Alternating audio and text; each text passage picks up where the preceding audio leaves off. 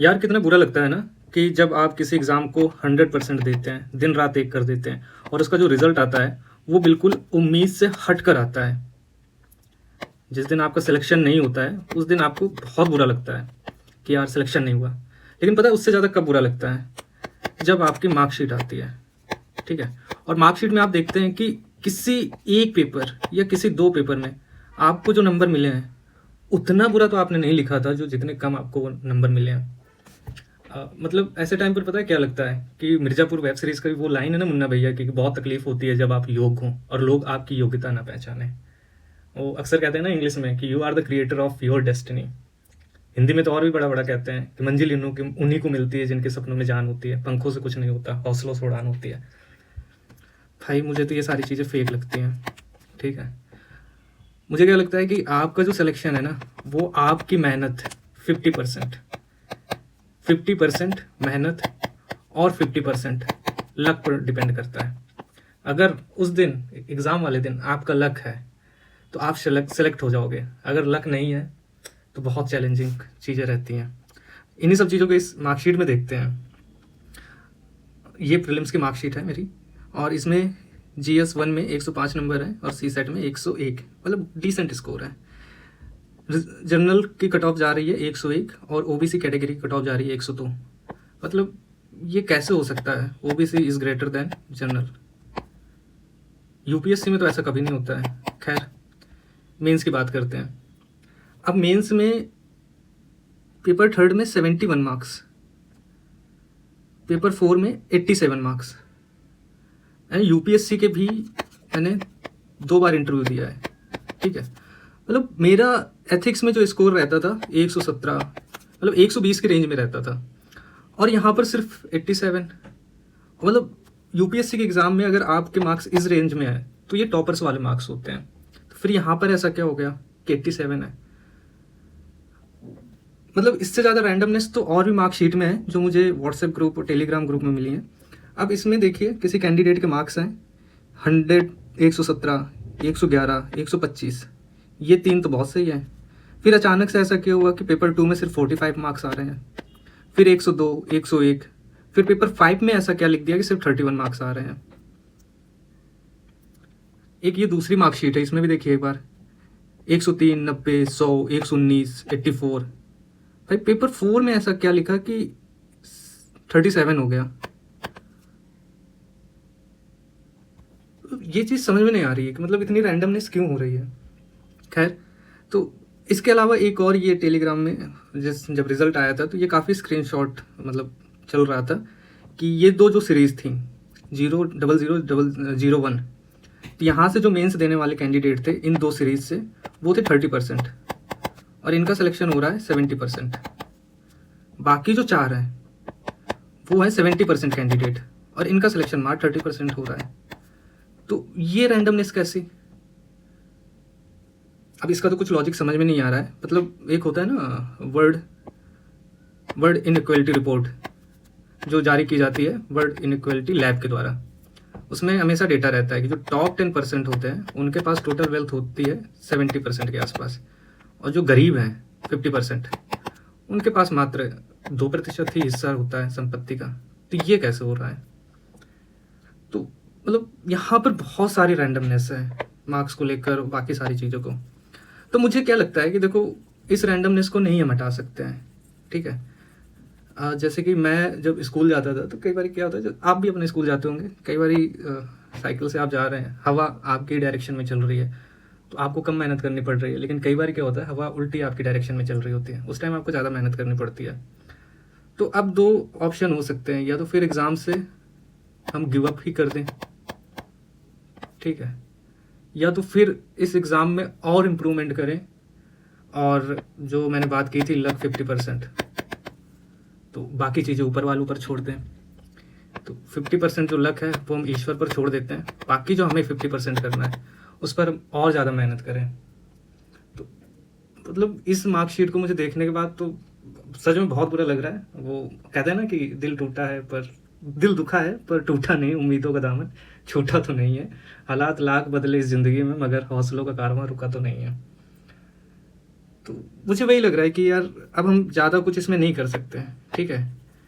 हम बस जो कर सकते हैं अपनी स्ट्रैटेजी में थोड़ा बहुत बदलाव ला सकते हैं, अपनी तैयारी पर बदलाव ला सकते हैं, और बाकी मैं जो आपके साथ शेयर करने वाला हूँ, मैं बस यही आपके साथ शेयर करूँगा कि मैंने जैसे अपने यूपीएससी के जो 2 बार इंटरव्यू मैंने जो दिया, यूपी पीसीएस में भी ये मेरा पहला इंटरव्यू था। मैंने 2 ही मेंस दिए हैं यूपी पीसीएस के, क्योंकि इसके पहले मैं यूपीएससी का एग्ज़ाम दे रहा था, तो मैंने कभी भी यूपी पीसीएस का एग्ज़ाम नहीं दिया। तो यूपी पीसीएस का मैंने 2024 वाला एग्ज़ाम दिया था, जिसकी मार्कशीट ये है, और 2025 का मैंने जो एग्ज़ाम दिया था उसकी मार्कशीट, खैर अभी तो उसका रिज़ल्ट ही नहीं आया, तो मुझे नहीं पता है कि उसमें क्या होगा क्या नहीं होगा। हालांकि 2025 के मेंस के दौरान मैंने काफ़ी अपने स्ट्रेटजी में चेंज किया था, तो होपफुली देखते हैं उसमें क्या रहता है क्या नहीं। तो अब जो मैंने अभी तक का एक्सपीरियंस है, जो बाकी मैंने इस जर्नी में सीखा, तो वो जर्नी मैं आप लोगों के साथ थोड़ी शेयर करूँगा, ज़्यादा टाइम नहीं लूँगा। और अगर उसमें से 1% भी आपको हेल्प मिलती है तो मैं इस वीडियो का मुझे लगेगा कि पर्पस फुलफिल हो गया है। तो यही है कि ये रैंडमनेस अगर हम देखें तो बात आती कि क्या मेंस इवैल्यूएशन पूरी तरीके से प्रिडिक्टेबल है। मतलब कॉपी ए है, जो कॉपी ए में भी कंटेंट अच्छा है, सही से एनालिसिस भी है, रिलेवेंट एग्जाम्पल भी लिखे हैं, स्ट्रक्चर भी अच्छा है। सेम चीज़ कॉपी बी में भी लिखी गई है, लेकिन कॉपी ए को मिल रहे हैं 5 में से 2 नंबर और कॉपी बी को मिल रहे हैं 5 में से 4 नंबर। तो मतलब इतना वेरिएशन क्यों आ रहा है? दरअसल वेरिएशन आने का रीज़न यही है कि अलग अलग इवेल्युएटर हैं। ह्यूमन में सब्जेक्टिविटी बहुत होती है, मशीन तो है नहीं है कि मशीन में आप 10 के 5 के 20 के नोट रखोगे तो वो हर बार बता देगी कि नहीं ये 5 का नोट है 10 का है। बट यहाँ ह्यूमन में सब्जेक्टिविटी है, ह्यूमन गलती से बता सकता है कि नहीं 5 का नहीं है 10 का है। देन अलग अलग इंटरप्रिटेशन हो सकती है कि हमने जो लिखा एग्जामिनर ने कुछ और ही समझ लिया। और सबसे बड़ा इम्पैक्ट प्रेजेंटेशन का, कि हमारी प्रेजेंटेशन कैसी है, हमारी राइटिंग कैसी है, हमारा स्ट्रक्चर कैसा है, वो सारी चीज़ें। तो मुझे जो इन पिछले कुछ सालों में during UPSC and UP PCS के एग्ज़ाम के दौरान जो मुझे लगा कि मेंस केवल नॉलेज का नहीं बल्कि कंटेंट, प्रेजेंटेशन और इवैल्यूएशन डायनेमिक्स का खेल है, ठीक है। तो बस इसमें यही है कि यार आप सिस्टम को कंट्रोल नहीं कर सकते हैं, आप अपनी कॉपी को कंट्रोल कर सकते हैं। मतलब हम अपनी कॉपी में कुछ इस तरीके का कंटेंट डाल सकते हैं कि जिससे कि इवैल्यूएटर को मतलब बेबस होना पड़े मार्क्स देने के लिए। तो वही है कि अभी क्या है कि जो एग्ज़ाम से मुझे जो सीख मिली है कि हम लोग पढ़ते तो बहुत हैं लेकिन लिखते बहुत कम है, ठीक है। तो जैसा कि है कि मेंस ज्ञान की परीक्षा नहीं है, प्रेजेंटेशन की परीक्षा है, और जो भी आप 3 घंटे में लिख रहे हैं तो आप वो कितना वहाँ पर प्रेजेंट कर पा रहे हैं, ठीक है। अगर आप नहीं लिख पा रहे हैं तो आपकी तैयारी का कोई मतलब नहीं है। तो मुझे वही लगता है कि कंटेंट 50%, 50% प्रेजेंटेशन। तो आपका क्या काम है? आपका काम है कि 50% आप कंटेंट इस्तेमाल करोगे, 50% आप प्रेजेंटेशन पर काम करोगे, ठीक है। इसके बाद ये तो आपका काम हो गया, लेकिन अब इससे सिलेक्शन नहीं डिटरमाइन हो रहा है, क्योंकि सिलेक्शन के लिए तो आपने 50% ही किया है। 50% क्या है? 50% आपकी किस्मत है। तो किस्मत के लिए हम भगवान का नाम ले सकते हैं, आपका जो भी ग्रह भारी या हल्का है उसके लिए आप काम कर सकते हैं, ठीक है। तो अभी बहुत सारी चीज़ें हो गई, अब हम सीधे बात करेंगे कि मेंस के दौरान हमारी स्ट्रेटजी क्या होनी चाहिए, और अगले जो भी 6 महीने बचे हैं इस प्रीलिम्स के एग्ज़ाम के लिए, तो इस दौरान हम कैसे प्रीलिम्स और मेंस को साथ में लेके चलें। क्योंकि होता क्या है कि 90% कैंडिडेट प्रीलिम्स के पहले मेंस की तैयारी तो करते नहीं है, प्रीलिम्स की ही करते रहते हैं, और फिर बचे हुए 3 महीने में या 2 महीने में जो भी 60-70 दिन का गैप मिल रहा है, अब उसमें 8 सब्जेक्ट पढ़ने हैं। और स्पेशली उन कैंडिडेट को जिनकी तो हिंदी उनका सब्जेक्ट ही नहीं रहा है, उनको हिंदी भी पढ़ना पड़ रहा है, तो वो हिंदी भी उसी में पढ़ रहे हैं, पत्र लेखन भी उसी में पढ़ रहे हैं, तो वो टाइम बहुत कम होता है। तो अभी क्या हो सकता है अगले 5 से 6 महीने में, कैसे स्ट्रेटजी का हम यूज़ कर सकते हैं, तो वो उन सारी चीज़ों में हम डिस्कस करते हैं और फिर इस वीडियो को ख़त्म करते हैं, बहुत ज़्यादा इसमें टाइम नहीं लेते हैं। तो सबसे पहले क्या होनी चाहिए, मतलब मेरी क्या स्ट्रेटजी थी कि सबसे पहले आपका PYQ फर्स्ट अप्रोच होनी चाहिए। पिछले 10 साल के आप PYQ उठाइए और PYQ के सारे क्वेश्चन आंसर, क्वेश्चन को देखिए, क्वेश्चन की थीम्स को एनालाइज कीजिए और उसके खुद आंसर लिखिए। आप किसी कोचिंग मटेरियल पर डिपेंड मत रहिए, ठीक है। अब समस्या पता है क्या है, हिंदी मीडियम का सिलेक्शन क्यों कम हो रहा है, चाहे वो यूपीएससी में हो या यूपी पीसीएस में। समस्या ये है कि आजकल जितना भी कोचिंग का कंटेंट है वो ओरिजिनली इंग्लिश में लिखा जा रहा है। इंग्लिश में लिखने के बाद कुछ 20-25 हज़ार रुपये में रख लेते हैं लोग एक्सपर्ट कंटेंट राइटर, अब वो इंग्लिश के मटेरियल को हिंदी में ट्रांसलेट करते हैं। तो जो इंग्लिश मीडियम का कैंडिडेट है वो तो शुरू से इंग्लिश में पढ़ रहा है, उसी फ्लो उसी प्रेजेंटेशन के साथ उसे यूपीएससी का भी कंटेंट या यूपीपीसीएस का भी इंग्लिश में मिल गया। हिंदी के साथ क्या समस्या है? हम लोग जो हिंदी कंटेंट पढ़ते आए हैं, तो वो जिस भी लेखक ने लिखी है उसका विचार दिमाग में हिंदी में आया, उसने हिंदी में लिखा और हमारे सामने वो कंटेंट आ गया। बट यहाँ क्या हो रहा है, किसी इंग्लिश राइटर, इंग्लिश ऑथर का दिमाग में कुछ आया, उसने इंग्लिश में लिखा, फिर किसी कोचिंग इंस्टीट्यूट के एक्सपर्ट्स ने उस इंग्लिश के कंटेंट से कुछ पर्टिकुलर इंग्लिश की लाइंस निकाली और उसमें इंग्लिश का मटेरियल तैयार किया। अब ये मटेरियल हिंदी मीडियम को भी बेचा जा रहा है। तो कोचिंग इंस्टीट्यूट में क्या करते हैं कि हिंदी के एक्सपर्ट रखेंगे, ठीक है, और ये हिंदी एक्सपर्ट जो कि 20-25 हज़ार में, 15 हज़ार में भी लोग रख रहे हैं, ये हिंदी के एक्सपर्ट कंटेंट को तैयार कर इसी इंग्लिश मटेरियल को हिंदी में ट्रांसलेट कर देंगे, ठीक है। और ट्रांसलेशन के दौरान क्या होता है, एआई, गूगल ट्रांसलेटर, इनका यूज़ हुआ, तो जो कंटेंट की जो मूल भावना थी वो तो इस मशीन ने ही बदल दी, इस मशीन ने पूरा बदल दिया उसकी मूल भावना। फिर इसके बाद जो समीक्षक होता है, रिव्यूअर, उसने उसका रिव्यू किया। अब इसने रिव्यू करने के बाद भी इसकी मूल भावना और बदल दी, तो हमारे पास जो कंटेंट आ रहा है तो वो मतलब टोटली डिफरेंट आ रहा है। यही रीज़न है कि एक इंग्लिश मीडियम का कैंडिडेट, उसको समझने में, चीज़ों को समझने में जिसमें 5 मिनट लगता है, हिंदी वाला उसको 10 मिनट 15 मिनट भी लग सकता है। सिर्फ किस लिए? सिर्फ इस सिस्टम की वजह से। तो अब हमें क्या करना है कि हमारे जो नोट्स होने चाहिए, ठीक है, वो बहुत लिमिटेड होने चाहिए। आप किसी भी कोचिंग इंस्टीट्यूट के नोट्स रैंडम तरीके से मत उठाइए, ठीक है, और बहुत लिमिटेड नोट्स, जैसे लिखा है कि 10 किताबों को पढ़ने से बेहतर है 2 किताबें आप 10 बार पढ़िए। तो आप ओरिजिनली बुक लेकर आइए, बुक आप एनसीईआरटी भी ले सकते हैं, स्टैंडर्ड बुक जो होती हैं, स्टैंडर्ड बुक आप ले सकते हैं, ठीक है। तो कोचिंग इंस्टीट्यूट पर तो बहुत कम डिपेंड रही है। अब क्या है कि अब मैं इन दोनों चीज़ों को क्लब करना चाहूँगा, पीवाईक्यू को और नोट्स को। मैं मेंस के पॉइंट ऑफ व्यू से अभी बात कर रहा हूँ, प्रीलिम्स में थोड़ी देर पर आऊँगा। अब जैसे मैंने क्या 2024 का जो मैंने मेंस दिया था, ठीक है, उस 2024 के मेंस में मैंने कोई भी पीवाईक्यू नहीं किया था क्योंकि टाइम नहीं मिला था। इसके पहले मैं यूपीएससी में लगा हुआ था और वहाँ का फेलियर और एंड ऑल, तो इसकी वजह से मुझे टाइम नहीं मिला था। बट 2025 का जब मैंने मेंस लिखा था तो मैंने पूरे पीवाईक्यू का खुद से नोट्स बनाए थे, ठीक है, सेल्फ नोट्स थे मेरे। ये किसी भी कोचिंग इंस्टीट्यूट से मैंने मटेरियल नहीं लिया और इसमें मैंने खुद का डेटा, मतलब जितने भी गवर्नमेंट वेबसाइट है वहाँ का मैंने इसमें डेटा यूज़ किया था। मैं उसके एक बार दिखाता भी हूँ। मैं ये क्यों बता रहा हूँ कि ये पीवाईक्यू और नोट्स दोनों क्लब करने से क्या फ़ायदा होगा, क्योंकि दरअसल जो पीवाईक्यू अगर आप 10 साल कर रहे हैं तो इसके लिए मुझे नहीं लगता कि नोट्स और लेने की ज़रूरत है, बस उसमें कुछ चीज़ें आपको ऐड ऑन करनी पड़ेंगी। जैसे कि मैं अपने नोट्स शेयर करूँ आपके साथ, तो ये आपको स्क्रीन में दिख रहा होगा, ये GS1 है। GS1 के हम किसी भी टॉपिक पे चलते हैं, मान के चलिए कि कोई भी टॉपिक ले लेते हैं, 10वां टॉपिक ये ले लेते हैं। अब यहाँ पर क्या क्या सिलेबस में है, उदारीकरण, निजीकरण, वैश्वीकरण, ये 3 टर्म्स दी गई हैं। अब इसमें क्वेश्चन किस तरीके से पूछे जा रहे हैं, 2024 में पूछा गया था। क्या क्वेश्चन है, भारतीय समाज पर वैश्वीकरण के प्रभाव, ठीक है। तो ये क्या है कि ये जो मैंने नोट्स बनाए थे, ये मैंने खुद ही बनाए थे। आर्थिक समाज, सांस्कृतिक, पारिवारिक संरचना पर क्या हो रहा है, कौशल पर क्या हो रहा है, प्रौद्योगिकी पर क्या हो रहा है, सामाजिक तनाव और वो सारी चीज़ें। फिर इसके बाद अगला क्वेश्चन आ रहा है वैश्वीकरण और निजीकरण। ये कब आया है, ये क्वेश्चन आया है आपका 2022 में, ठीक है। फिर 2021 में कौन सा क्वेश्चन आ रहा है, फिर अगेन वैश्वीकरण पर क्वेश्चन आ रहा है। 2020 में उदारीकरण पर क्वेश्चन आ रहा है। फिर 2018 में वैश्वीकरण पर क्वेश्चन।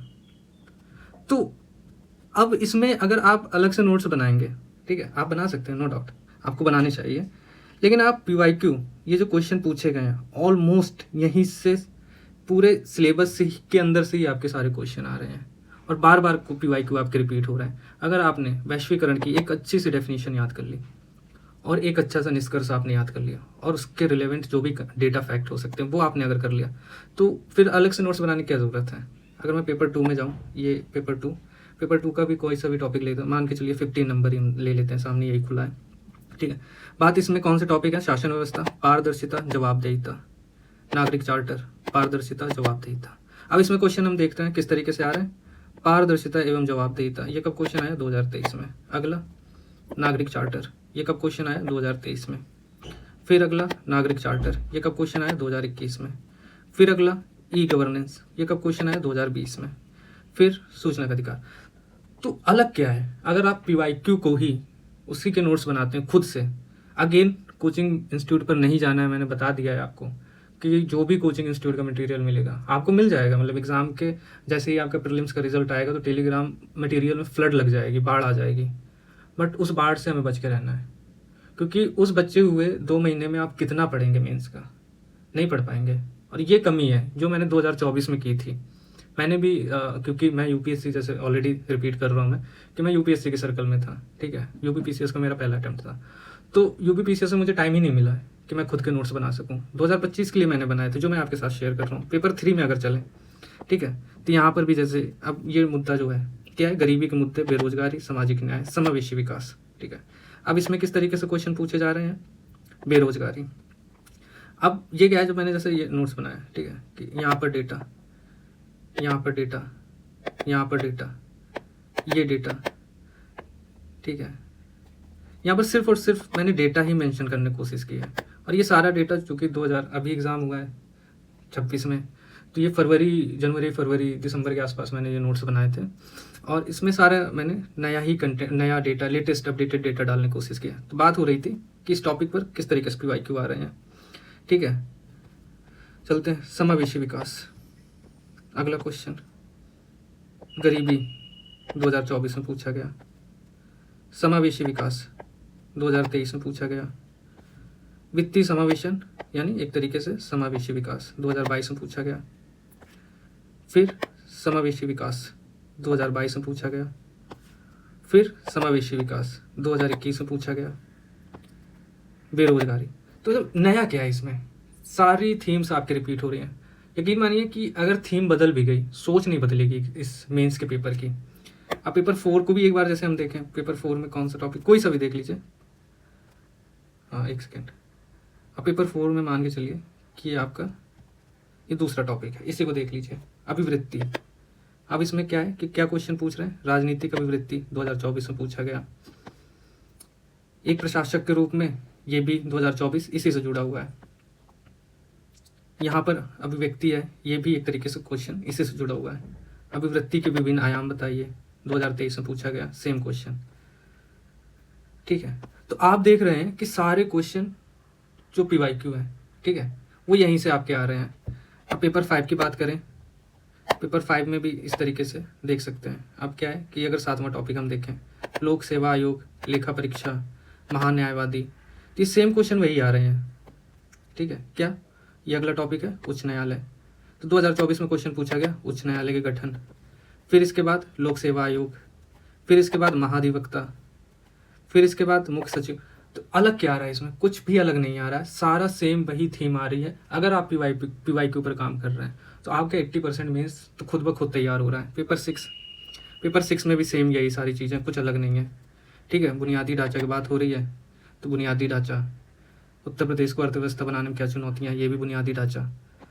तो पेपर 1 से 6 तक हमने देखा कि अलग कुछ नहीं है। अगर आप जो भी टॉपिक है, मान के चलिए कि कोई सा भी, इसे पेपर 6 का कोई एक टॉपिक ले लीजिए।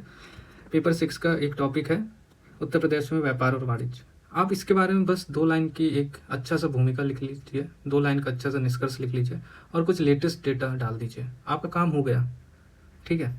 वापस से हम अपने टॉपिक पर आते हैं कि बात जहाँ हो रही थी कि हमारी स्ट्रेटजी क्या होनी चाहिए। तो PYQ के थ्रू ही आपके नोट्स तैयार हो जाएंगे, कुछ अलग करने की ज़रूरत नहीं है।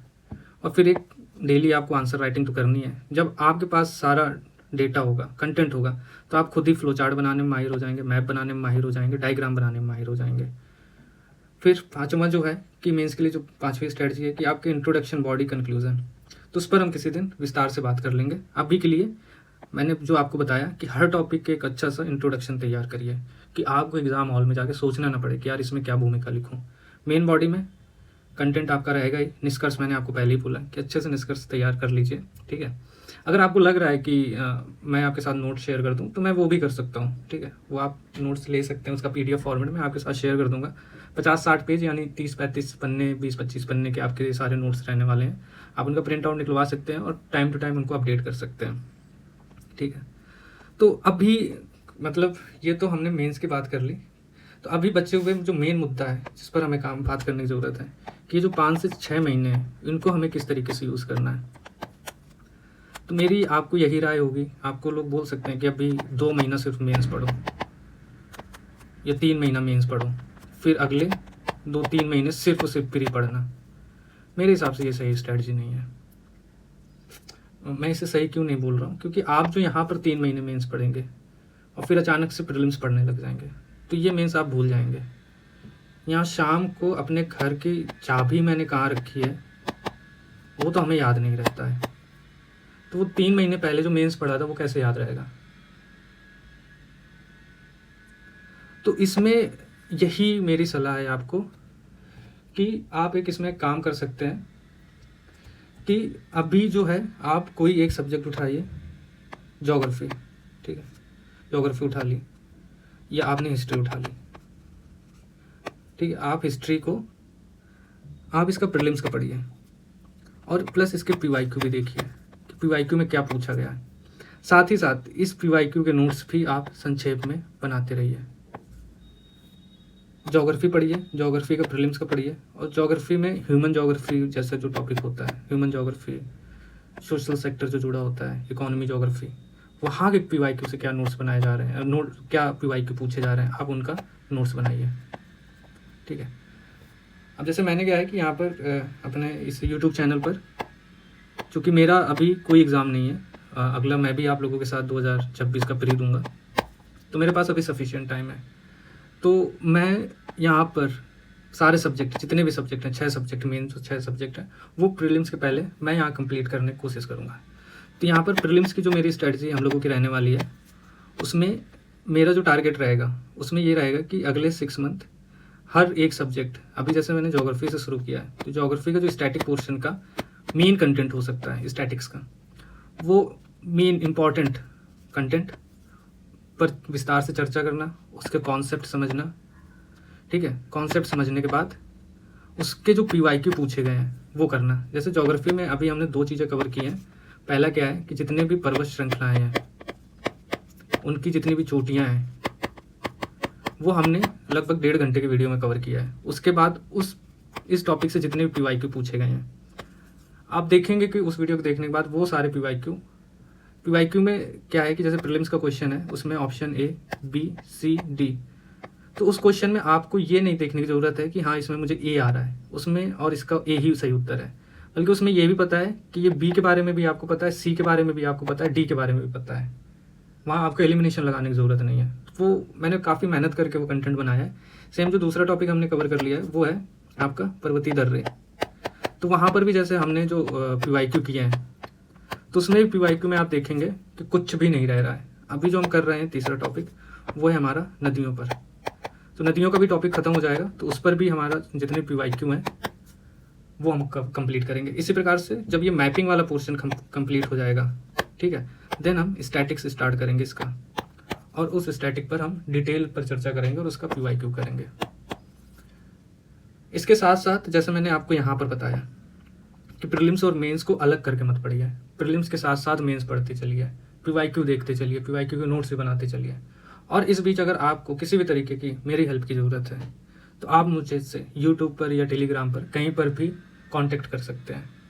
मैं यहाँ पर किसी भी तरीके का कोई वो कोर्स नहीं बेच रहा हूँ, ना ही किसी तरीके की कोई फ़ीस है, फ्री ऑफ कॉस्ट। आप किसी भी कोई भी आपका डाउट है, कोई भी दिक्कत है, आप वो पूछ सकते हैं। मैं आपके साथ सारा मेंस का अगर आपको चाहिए तो मैं वो मटेरियल शेयर कर दूंगा।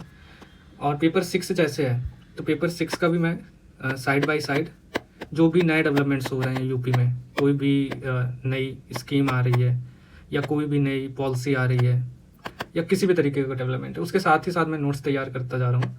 और वो जब एक बार प्री हो जाएगा और जब मेंस का टाइम आएगा तो उसी वैल्यू एडिशन में वो करंट अफेयर्स का पोर्शन ऐड कर दिया जाएगा। तो ये कुल मिला के ये थी स्ट्रैटेजी। ये स्टार्टिंग में हमने रैंडमनेस देखी, ठीक है, रैंडमनेस को हमें स्वीकार करना पड़ेगा। आपको ये नहीं सोचना है। अब दरअसल सोसाइटी की, समाज की जो सबसे बड़ी दिक्कत ये है, वो दिक्कत क्या है ना कि किसी की किस्मत ने साथ दिया और उसको 95 नंबर मिल गए, किसी की किस्मत ने साथ नहीं दिया उसको 93 नंबर मिले। कट ऑफ जो गई थी वो 94 गई थी। अब क्या होता है, ये 95 वाला, भाई देखो जिनका भी यूपीपीसीएस में सिलेक्शन हुआ है, मेरा उनके प्रति सम्मान है, ठीक है।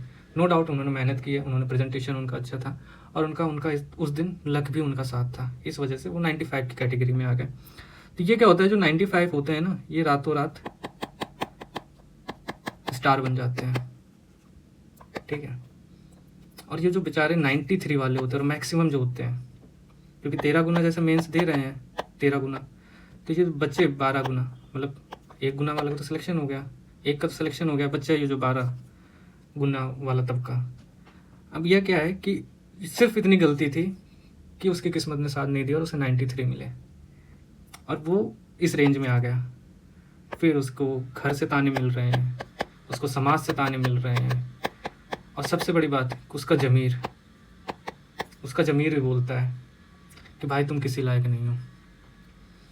तो इस तरीके की नेगेटिविटी फ़िलहाल आना स्वाभाविक है, ठीक है, ये नेगेटिविटी आना स्वाभाविक है, लेकिन मेरी आपसे रिक्वेस्ट है कि इस नेगेटिविटी को 2 दिन 3 दिन तक ही रहने दीजिए, इसके बाद खुद पर काम करिए, क्योंकि हम उसी जोन में रहेंगे तो कोई फ़ायदा नहीं है। हम हो सकता है कि अब और भी इतनी ज़्यादा मेहनत करें, 50% को हम बढ़ा के 60% कर दें कि लक फैक्टर सिर्फ आपका 40% ही रह जाए, हम ये भी कर सकते हैं। और ज़रूरी तो नहीं है कि अगली साल जब हम एग्ज़ाम दे रहे होंगे उस साल भी हमारा लक काम नहीं करेगा, इतने बुरी किस्मत लेकर तो हम नहीं पैदा हुए हैं ना। तो हो सकता है कि अगले साल हमारा लक साथ हो, हमारी जो जिम्मेदारी है हम वो तो पूरी करेंगे, और जो जिम्मेदारी पूरी करने की स्ट्रेटजी है वो मैंने सारी आपके साथ शेयर की है।